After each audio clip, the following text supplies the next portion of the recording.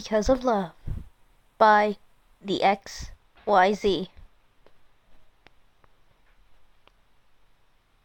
Lust is a very strange thing. Lust is a very strange thing. It transforms the body, if only temporarily. It takes one thing and turns it into something entirely different. It is shallow, it is emotionless, and it is purely physical. But without it, the most passionate, most amazing thing in the world can seem dull and boring. Stan watches as Kyle's mouth opens and closes. He can't hear a word that is being said, although he is certain the noise is pouring out from the moving pink lips. Kyle's mouth is breathtakingly unique. The lips are full, but not fat, reddish, but not crimson, soft, but not fake. The tongue is small and pink and darts around quickly when Kyle speaks. The teeth are off-white, not a fake movie star white that sparkles too vibrantly and glares in the sun. And everything fixed together so delicately, so perfectly. Stan wishes he knew more about its flawlessness. He wishes he could think about how amazing that quick-moving tongue feels when it enters his mouth.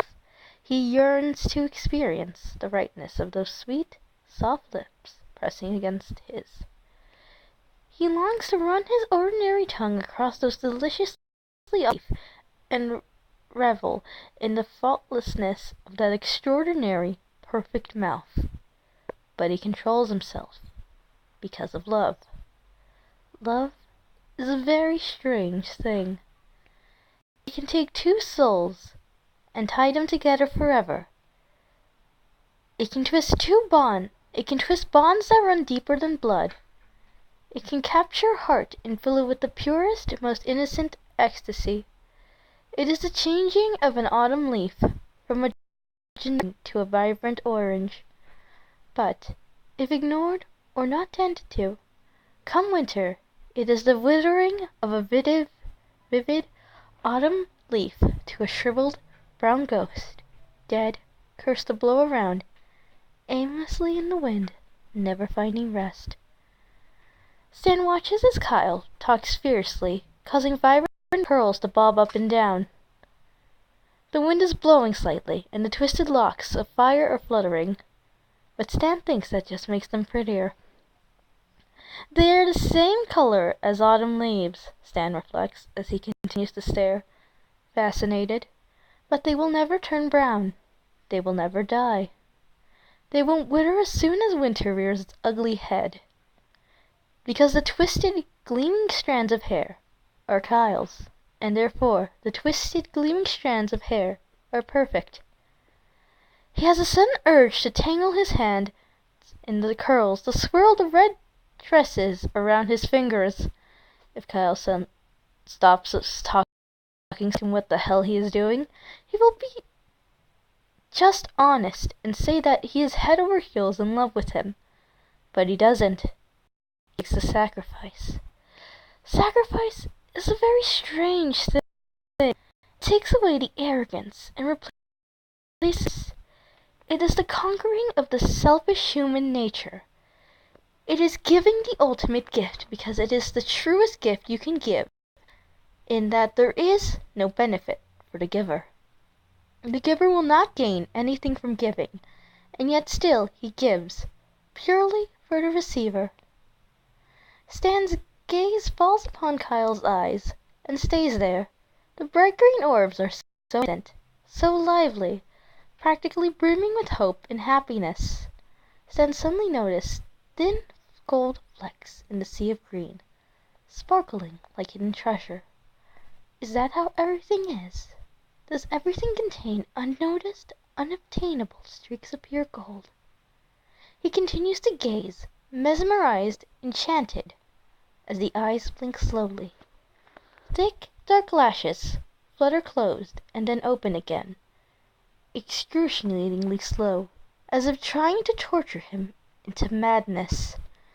Those eyes are so full of life. Suddenly, concern flashes in those glowing orbs. Stan feels his heart break. How can the unadulterated happiness stem from that? He knows it's because of him, because of something he has done. The perfect mouth opens, and sweet music comes out of it. It only takes Stan a few minutes to understand what the words mean. Sluggishly, he deciphers the words. "Are you okay? You look sick. Is there something you want to tell me?" Those eyes, they look sad now. Why? Why? Does Kyle want Stan to tell him something? Kyle's worried expression fades, and suddenly Stan steps into a vivid flashback. He is small, only 5 or 6. He is pedaling on his bike through the empty streets. The sky is blue and birds are singing. He is laughing as he rides. Suddenly, he slows down. He is passing the Sagnewage. Prayers are not in session.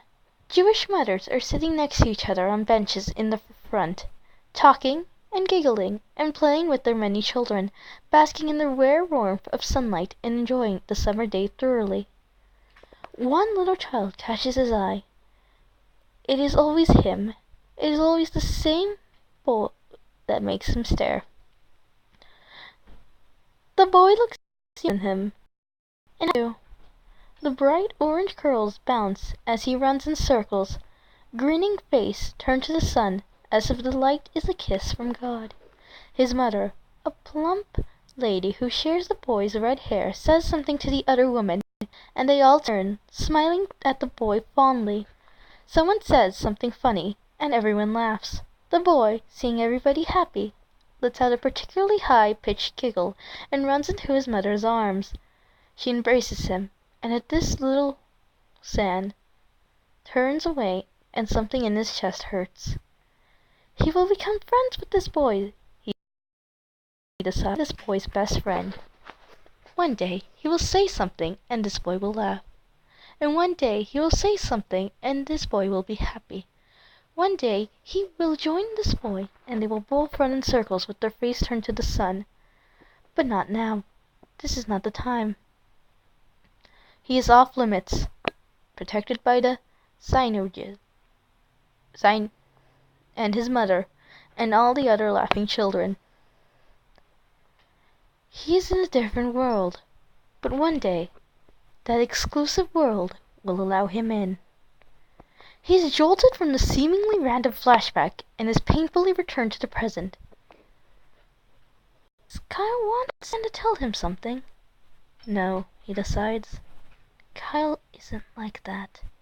He is too pure. He is an angel, some human manifestation of God. Stan can't ruin that. He can't. He won't. He never wants to see the happiness leave those eyes again. Kyle repeats his words, his thin eyebrows furrowed. "Are you okay?" "Yes," Stan replies. "Yes, I'm okay. I feel amazing. Only soon I will wither away and die, but I'm willing to do it if it keeps you bright and alive." Only he didn't say the last part. Relief floods the concerned face, and Kyle smiles. When Kyle smiles, his whole face smiles. It's the prettiest thing Stan has ever seen. Stan smiles back at the face he knows so well, and at the boy he knows even better. He sees the face in his dreams, and he feels the boy in his heart, but the boy will never know. "Are you sure you're okay?" Kyle asks one more time. He's so cute when he's worried. Stan gazes tenderly into eyes whose beautiful color he can tell apart from thousands of other shades of green. He smiles slowly, even though inside he is being ripped apart into a million little pieces, like an embarrassing diary entry. Sacrifice is a very strange thing. It defies logic and survival of the fittest, and every man for himself. It is the victory of love and emotion over basic primitive nature. It is what sets us humans apart from animals. It is the realization that some things are bigger than us. It is complete. It is the quintessence of purity. And it is the hardest thing in the world to do. Stan looks at the boy who has won his heart and earned his love. Sten looks up. This is his chance to tell him how he truly feels. This is his chance. He can tell Kyle the truth. No, he must forgo his personal feelings. What is best for Kyle?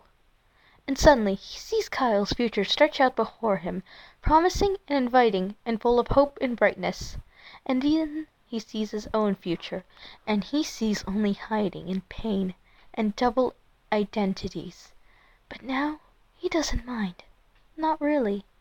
Because all he cares about is Seaver. And then he makes the ultimate sacrifice. Yes, he says. Yes, I'm fine. I've never felt better. Will anyone ever know?